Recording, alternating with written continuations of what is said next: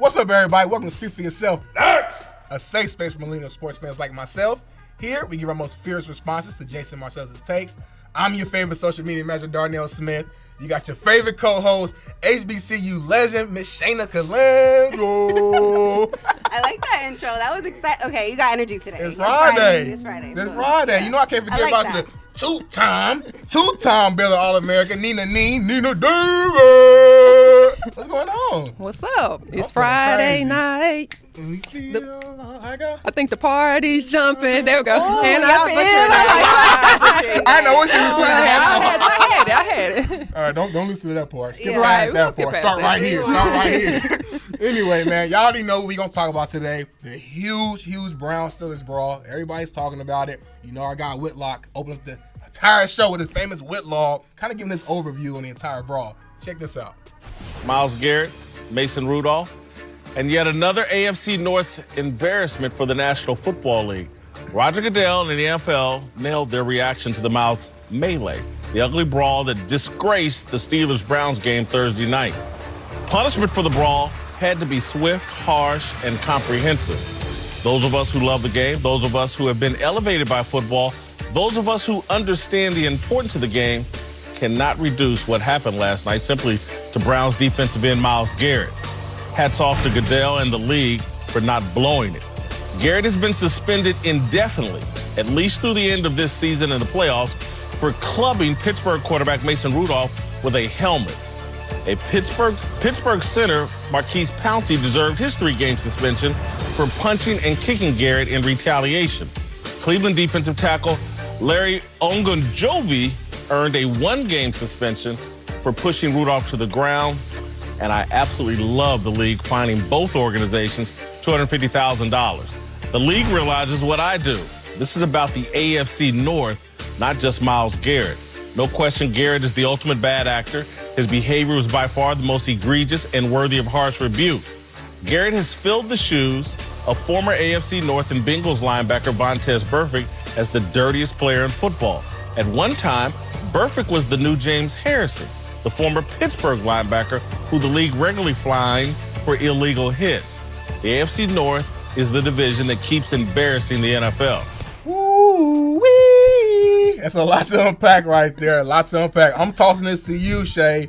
Do you agree that Garrett instigated the fight? No, I completely disagree with the fact that Garrett instigated the fight. Mason Rudolph instigated the fight, okay? Like, there's footage.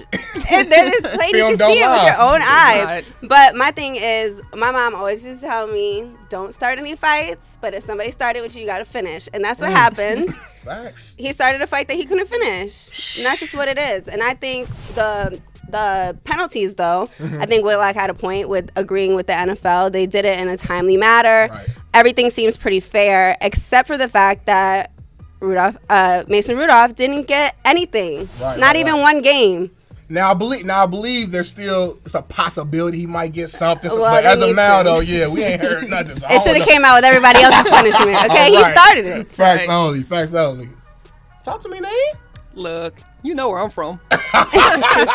Memphis. Yes, sir. And you saw clearly in the tape, just as Shay said, you saw that he was trying to take off his helmet first. Yep. Mason Rudolph was trying to take off Garrett's helmet. And so it was just a reaction. So if I'm on the ground and I see somebody trying to yank off my helmet, of course my reaction going to be, hey, let me yank his off next. Right. And so, yeah, I don't agree with him hitting him on the head with the helmet. But it was the heat of the moment. It was a reaction. It's just an unfortunate situation. But at the end of the day, he definitely did not start the fight. Right. But he finished it. And I guess we were all raised the same way because as Shay Mama said it, if somebody hit me and I didn't hit them back at school, I was going to get a whooping when I got home for not hitting the person back. Like, that's just how we grew up. That's fact. So, but as far as the penalties and everything, the NFL had to make a statement. So they had to equally throw out the punishments. Definitely agree that Mason should for sure get something, whether that's 1 game, 3, whatever the case is, but he just can't get away with starting it and then playing the victim. Like, no, you played an equal role as well. Right, yeah, I listen, Whitlock, I'm sorry, big dog, I ain't with you on this one. Like, it's end of the game, we know that, but the game's not over. So, first of all, I'm not going to be upset that Myles Garrett is still playing. He's on the field, he's going to play hard. I know Whitlock mentioned something in his essay, it's the end of the game, and he's doing this, he's sacking him. So, he's doing his job is to sack him. Yeah. And then the ball was thrown, so it looks like, okay, it was a late hit. But in Myles Garrett, I played D-line. When you're tackling somebody, you don't know the ball's out every single time. So he's wrapping him up, and he's trying to get him on the ground. Mason Rudolph's like, dude, the ball out my hand. So he's frustrated. He's trying to grab his helmet, and the whole brawl, that's where it started off at. So you can't, I don't see how Garrett is to blame at all. But like you said, obviously, he's to blame a little bit. Well, he didn't have to hit him over the head with the helmet. No, for sure. I meant, let me clear that up. To start it. I don't blame him to start. Okay. Obviously, he shouldn't have hit him with the helmet. That's for sure. But to even not defend that, but to explain a little more, he took the helmet off. He's walking away. It was 2 Steelers kind of, walking with him, make sure everything was cool. Mason Rudolph exploded up. I don't know if he was going for his helmet, if he was going in to try to fight. But the way he came at him, if I'm Garrett, I'm kind of defense mode. I'm like, what this dude? Like, what's he about to do? So one arm was kind of occupied by the Steelers. The only free arm he had, unfortunately, had a helmet in it, and he's wrong. But that's why I think it happened. I don't think it was premeditated. It's not like he took his helmet off like, I'm about to beat this dude up with his own helmet. Sure. It just kind of happened. You know what I mean? Yeah. He definitely should have thrown the helmet down before using that hand. Yep, right. Probably shouldn't have used that hand at all, right?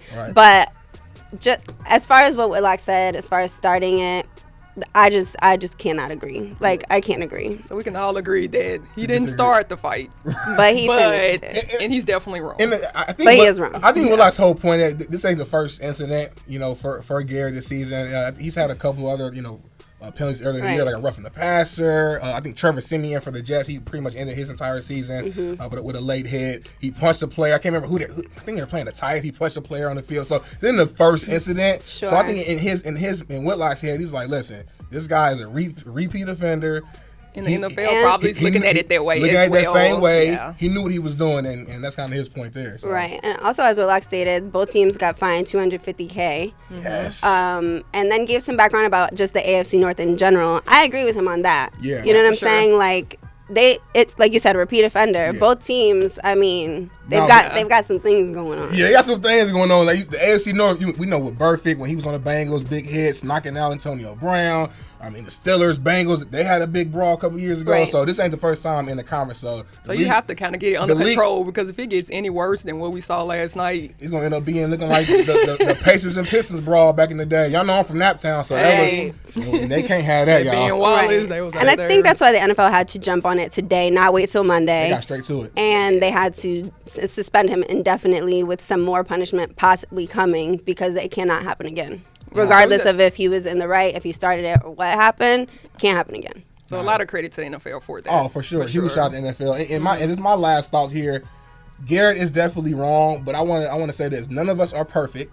We all have made mistakes in our life, and he took a split-second mistake, and now everyone's bashing him. And I'm not deservingly so, but let's not, denigrate this man's character and talk like he's just a bad guy, a horrible person.